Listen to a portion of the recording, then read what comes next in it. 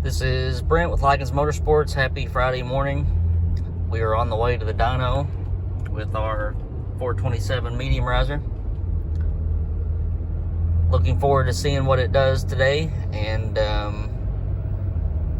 plan is to get it dynoed and the crate built and get it shipped out next week for our customer to stick in his Cobra replica so he can have some driving time before it gets cold. Want to thank Roger again for being so patient. We've had all kinds of little hiccups along the way, and I'm thankful for him. His block was cracked in between two cylinders, and well, we bought him a block, 427 center oiler, and after we got it cleaned up and started checking it out, found that it was cracked in between two cylinders. That's generally a pretty fatal crack. That you can try to weld it or pin it or whatever, but it usually doesn't last very long when the heat gets to it and it starts flexing it.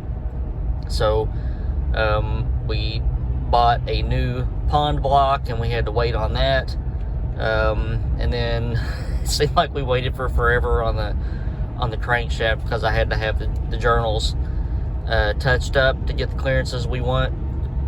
But fast forward to today, and we're going to see how much horsepower it makes and get her buttoned up and shipped out. So here in I've got about an hour and 15-minute drive before I get to the dyno spot, and then it'll take about an hour for us to get it hooked up and rolling. But it'll just be a couple seconds for you guys, thankfully. But we'll see some results here pretty soon. All right, so we are back from the dyno.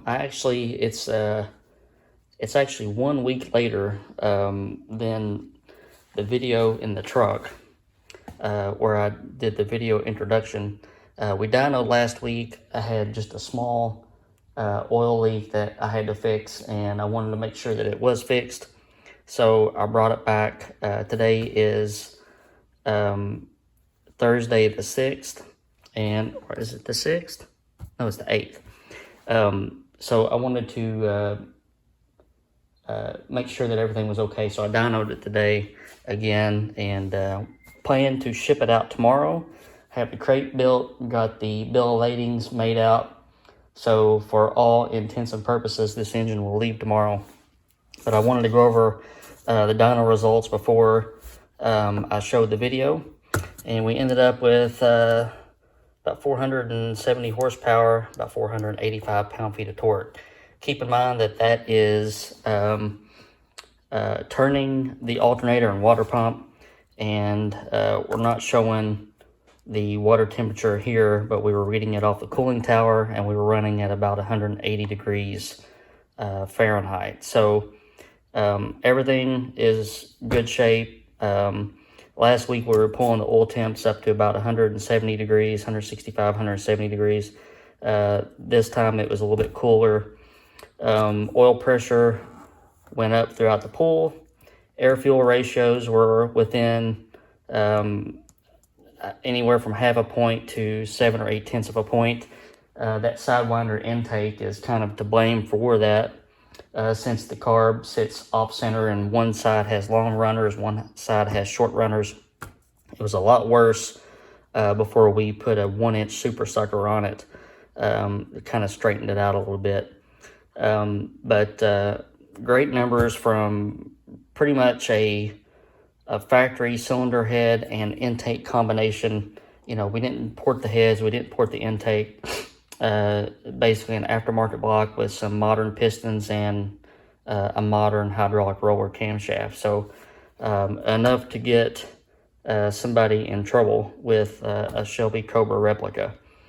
But so in past videos, you guys have blistered me because you didn't follow through to the end of the video, and you left all these comments saying, well, how come we didn't get to hear it run? How come we didn't get to hear it run?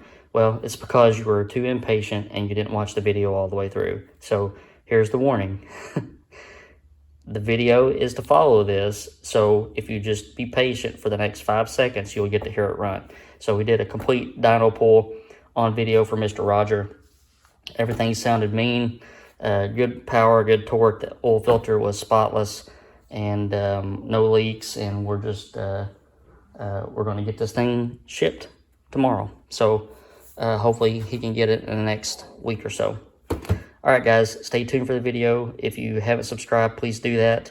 Probably the next engine that will be going together will either be the 289 Shelby Cobra replica, if I can get my crank grinder to get me a crank quickly enough, or the 302 tunnel port, which the pistons came in yesterday for custom race techs. Beautiful pieces. And I'm going to drop off the crank tomorrow to have it balanced. And we'll get going on that one. But stay tuned for some more cool Ford stuff.